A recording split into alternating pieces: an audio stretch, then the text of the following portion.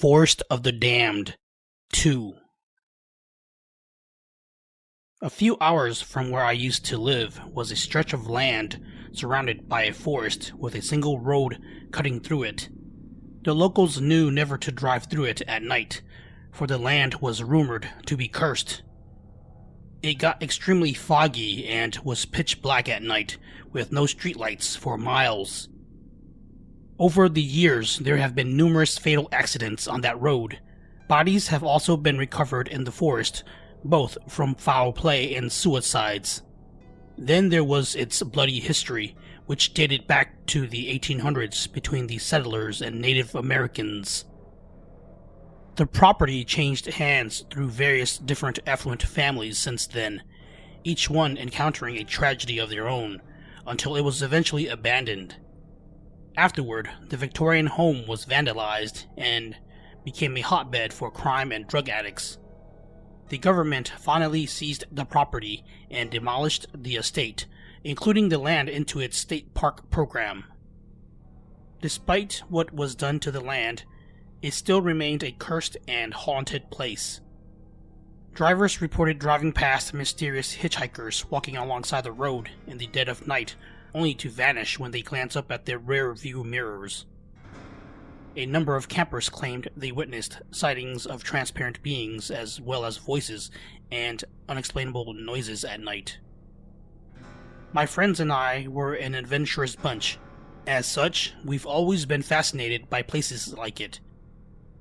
One night, my friends, Hershey, David, V, Brandon, and I decided to camp out there to see if the rumors were true. None of us have been inside the forest except Hershey. He said he'd been there a few times for some day fishing, but he never stayed around after dark. Hershey was also quite hesitant when we told him about our plan, but after a bit of convincing, he decided to come along. We brought 2 tents, some food, and our fishing gear since Hershey said there was a pond nearby. It was close to sunset when we got there, but the 5 of us figured we'd still have plenty of time to set up camp. There wasn't a parking lot, so we parked our car off the side of the road. With Hershey leading us, we entered the forest using one of the trails. It was narrow, forcing us into a single file line as we worked our way through the terrain. About 10 minutes into our hike, I noticed a drop in temperature. It was toward the end of summer, which was usually between 90 to 80 degrees Fahrenheit. But that hike was like walking into an air-conditioned building on a hot day. It was dark in there, and I could sparsely see any traces of the sun. I sensed we were being watched, and a feeling of unease crept into me. The others didn't seem to notice it, so I kept quiet. Paranoid, my eyes couldn't help but darted around every sight and sound. The deeper we made it into the forest, the colder, darker, and quieter it became. The forest became eerily silent, absent from any birds, cicadas, or crickets. It got so dark everyone had to pull out their flashlights and headlamps from their packs. "Gotta start a fire as soon as we get to our spot, 'cause it's gonna be dark by the time we get there," Hershey said, switching on his flashlight. The rest of us agreed and continued following him on the trail with our lights on. "How much longer until we get to the pond?" David asked. "Maybe another 30 minutes, replied Hershey. "Dang, that's hella far still," complained Brandon. Brandon was probably the pudgiest one among us and least active. Though we weren't the best nor the tallest athletes, everyone participated in soccer, volleyball, or flag football. Everyone except Brandon. As much as I hated to admit it, the guy could have been one hell of an athlete. He was about 6 feet tall and seemed to be a natural at volleyball, whenever he played, which was something he rarely did. So much wasted potential. I could hear his laborious breathing in front of me. "No complaining. I told you guys I didn't want to come, but you chumps wouldn't take no for an answer," Hershey responded. "Man's got a point," V said. "We brought this upon ourselves." Yeah, said Brandon. When we reached the foot of a steep hill, Brandon decided to take a breather. His face glistened with sweat. He was hunched over with his hands on his knees. Everyone in front of him was already halfway up the hill. I was the last one behind Brandon. "You gonna be alright?" I asked. Still out of breath, he nodded and stepped aside, gesturing for me to go ahead of him. After clearing the hill, I saw the others were gone. There wasn't even a trace of their lights, anywhere. Where'd everyone go? We were right behind them. Very funny, guys, I called out, laughing nervously. I swept my flashlight from side to side, expecting to hear snickers from behind a tree or bush, but the only reply was dead silence. The smile on my face wilted. My throat went dry as a lump began to form, and my heart raced. Hey, Brandon, I called out, whipping around to see if he was still behind me. The big man was nowhere to be seen. Using my flashlight, I frantically scanned the foot of the hill to where we came from. Nothing. Guys, come on out! I'm serious, I yelled. Again, there was only silence. Son, came a soft, raspy voice in hmong from behind me. Upon hearing it, I froze. The voice triggered a recollection of visions from my memories of my mom in a hospital gown. She was extremely thin and frail, with barely a gray and white head of hair left. Mom was tucked into bed with her favorite blanket, her head slightly tilted in my direction, as she struggled to speak what would soon be her last words to me. Words she'd never finish.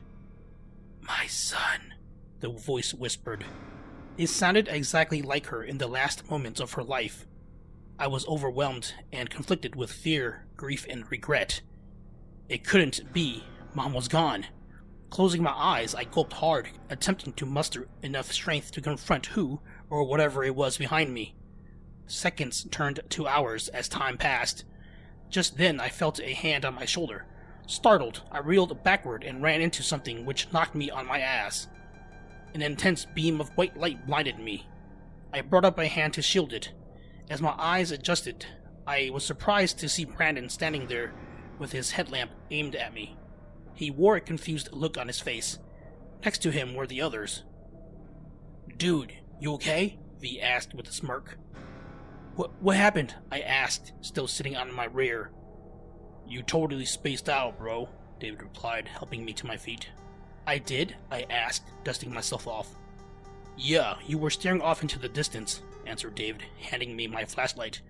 We called you repeatedly, but you didn't respond until V tried to snap you out of it. You alright?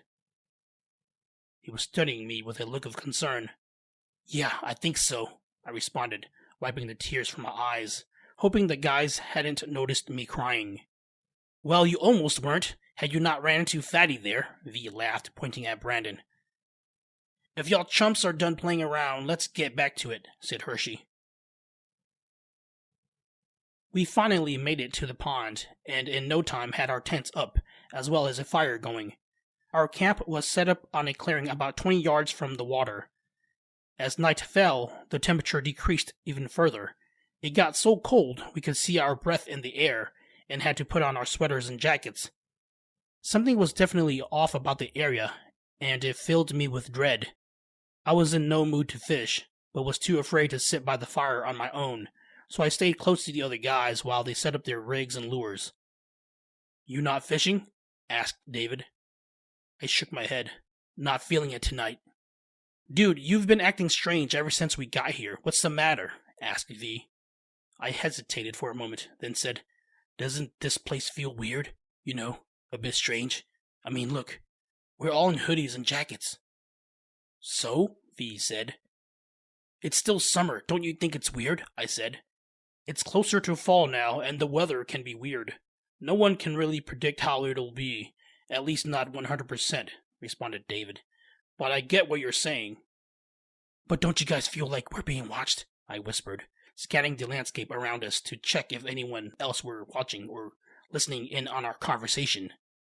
V laughed. Dude, you're seriously tripping balls. Where's the stash at? Don't hold out on us. He put aside his fishing rod and pretended to pat me down while everyone else erupted in laughter. Where is it? V kept asking as he continued the antic, all the while the others laughed. I shoved him off me, and he went back to working on his fishing rod.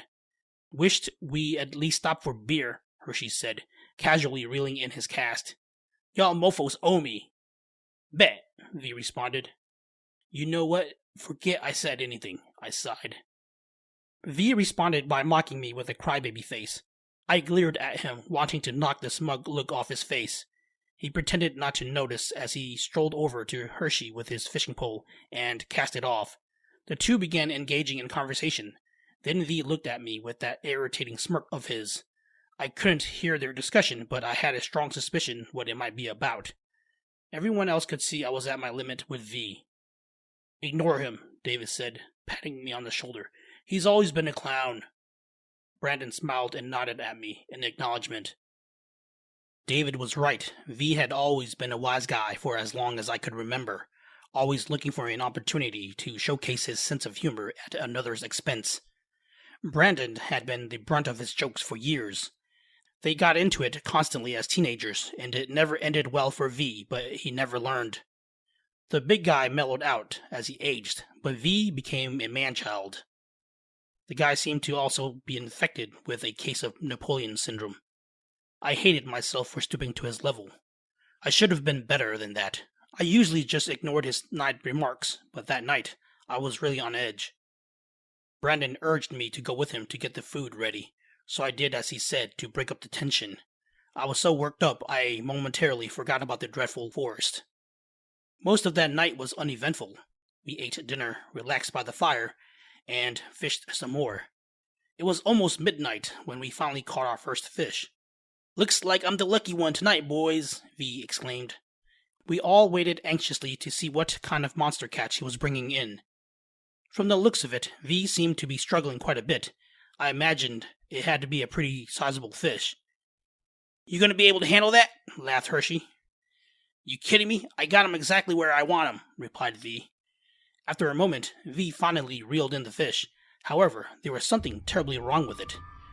To our surprise, the thing was dead. Not just dead, it was severely decomposed, with both eyes missing from their sockets. I was almost certain it was a largemouth bass, but it was hard to tell with so much of its flesh missing. This confirmed what I suspected about the forest. There was something amiss about the land. V cursed. "Frickin' hook's in there pretty good." "Yeah, it is," laughed Hershey, poking it with a stick. "This one's a fresh one." "Gross. How is this even possible?" asked Brandon. "I don't know. Never seen anything like it. This can't be good," responded David. Not wanting to touch the fish, V held it down with his foot and attempted to free his hook by pulling on his line. In the process, V tore off half its face, part of it still dangling off his hook. "Damn, not exactly how I wanted it to go," V said. Wrinkling his nose, the man gingerly picked off the rotted matter from his hook. "You should have used gloves. That thing could have been carrying diseases or something," I said. "Didn't see you volunteering to help. Don't worry. If I do become a zombie, you'll be the first one I bite," V said with that typical smug look of his. I ignored him. V dipped his fingers into the water and was rinsing off the residue when David spoke. "As I was saying, none of us really know what to do in these cases, since there are no elders around. Anyway, this may be some sort of bad omen, so I don't think it's a good idea to continue fishing," he said. "We should leave as soon as possible," I said. V muttered something under his breath, and he and Hershey snickered like a pair of schoolgirls. "I agree, but I think it's too dangerous to be wandering around in the dark, so we'll leave first thing in the morning. Any objections?" asked David. Although I didn't want to stay there a minute longer, it would be much safer in the morning, so we made a unanimous decision to stay and stopped fishing immediately. We then hung out by the fire for an hour before calling it a night. Brandon, David, and I shared a tent together, while V and Hershey slept in the other one. I barely closed my eyes when I awoke suddenly to a cacophony of voices outside the tent. It had gotten extremely cold at that point. I was shivering and my breath suspended in the air every time I breathed. My sleeping bag did little to help. There seemed to be a festival going on outside.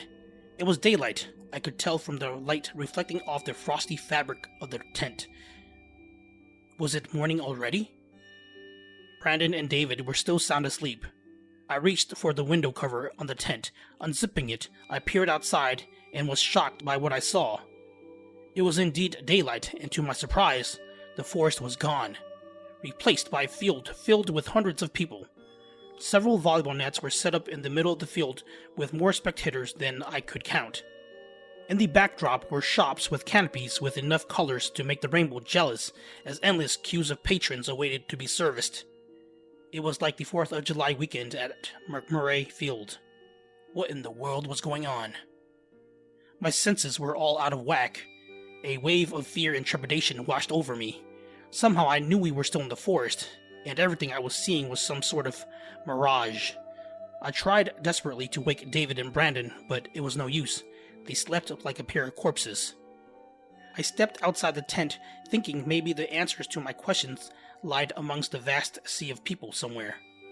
I wandered aimlessly among the ongoing festivities when I saw V from a distance. Though it was from behind, a guy in sweatpants and a hoodie was easy to spot, since everyone else was in shorts and t-shirts. He was holding hands with a woman, and was headed in the opposite direction away from everyone else. I darted after him, all the while calling for him, but he couldn't hear me over the bustling activity. The closer I got to them, the colder it became. The source of the cold seemed to be emanating from them. "V, wait up!" I shouted when I finally caught up to them. They turned to me, and I gasped upon seeing the young woman with him. She was gorgeous, like Sung-hae Kyo gorgeous. The woman had a smooth, light-skinned complexion, and long brown hair that hung past her shoulders. She wore a white tank top, blue jean shorts, and a pair of white sneakers. I knew then she was the culprit behind the illusion. Was she some sort of enchantress? Or worse, maybe a demon? "Something you need?" he asked, annoyed. Where are you going?" I barely got the words out, since my face was almost stone stiff from the cold. "That's none of your business. Now what do you want?" asked V. "We need to talk," I replied, my eyes still locked on the beautiful woman.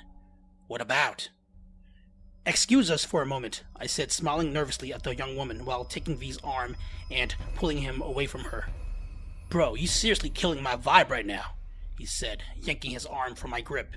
"I know. I'd hate myself too if the situation were reversed," I responded. V saw something and stopped in his tracks, all the color draining from his face. I looked over to behold a tide of dark beings with glowing white eyes, encased in a thick white haze. The tormented hum of their moans was getting louder by the second as they slowly made their way toward us. Quickly, I scanned our surroundings for a way out. Gone were the volleyball courts, cheerful of spectators, shops, and their patrons. We were somehow back in the forest. It was dark, and everything was shrouded in a blanket of fog. The trees, from what I saw, were all bare. I turned back to the woman, but she was gone. Panic set in. Everything in my being screamed at me to flee. But where do I even go? "Run!" I yelled. We tried to make it toward the tree lines away from the ever-growing army of white-eyed beings, but slipped and fell hard onto the cold, slick ground beneath us. It was then I came to the realization we were on top of the frozen pond. Not only that, it was blood red. I just didn't see it due to the fog. A female laughter erupted from 50 feet above us. It was the woman, only this time she appeared older. Like the others, her eyes were white and glowing with an intense malevolence. Her clothes were replaced by an extremely long flowy white robe with long oversized sleeves that hung off her sides. Her hair was the color of night, and her skin was as pale as moonlight. As the woman floated overhead, her hair and the sleeves of her robe seemed to take on a life of their own, dancing and swaying ever so slightly, like a sea anemone underwater, causing an almost hypnotic effect. "You boys wanted to find out if the rumors were true, right? Well, here's your chance." "Please, no more!" V cried. I frantically tried to get up and run, but kept slipping on the surface of the bloody ice pond. Meanwhile, the army of ghouls were right behind us. Their moans made it seem like we were surrounded.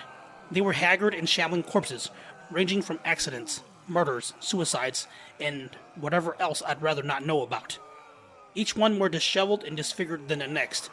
Every one of them had their hands outstretched and grasping for us with slack jaws and hunger-filled eyes. There was a couple, 2 men whose necks were so crooked their heads dangled awkwardly off the sides of their shoulders. One of them, a woman, was headless, left only with a bloody, mangled stump between her shoulders. There were even children amongst the horde. All of them had a transparent form, enabling me to see through their disfigured bodies. Unlike the white-robed woman, the ghouls seem mindless and driven by pure instinct. It was just supposed to be your friend, but you somehow made it to the party. The more the merrier, she said with a smirk. Please let us go, I pleaded. Yeah, let us go, we won't do this anymore, V cried. You're an interesting specimen. I'll take you instead, she responded, her eyes locked with mine. Not giving up, I began crawling away on my elbows and knees like a beached turtle. With a thrust of her hand, the fabric of her sleeve shot out like a lizard's tongue, coiling itself tightly around my leg. Before I knew it, I was flung into the air and reeling toward the woman. I watched helplessly from above as the ghouls swarmed my friend as he let out a blood-curdling scream.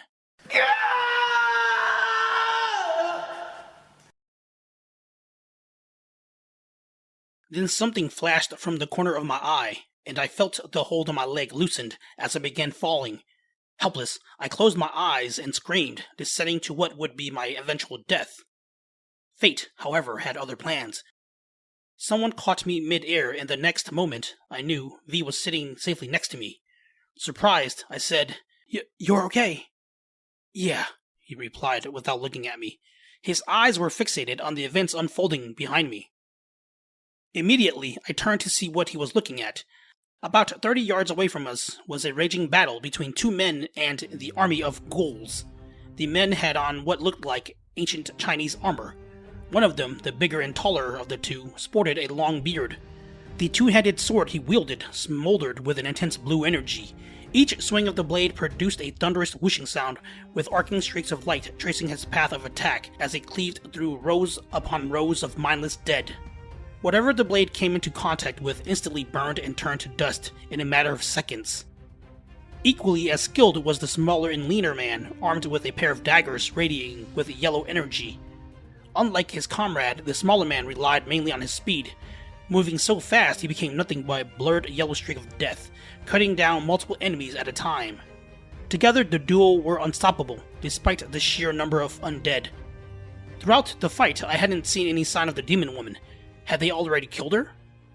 Just as the battle started to wind down, I woke up, realizing it had all been a dream. Everything seemed so real. I was even more exhausted than I was the night before. David and Brandon were still asleep. No surprise there. Later that morning, we packed all our gear and headed home.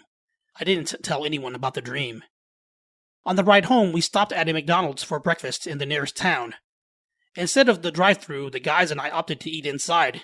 It was warm, so we were all in t-shirts at that point, and were walking into the restaurant when Brandon mentioned something that sent a chill down my spine.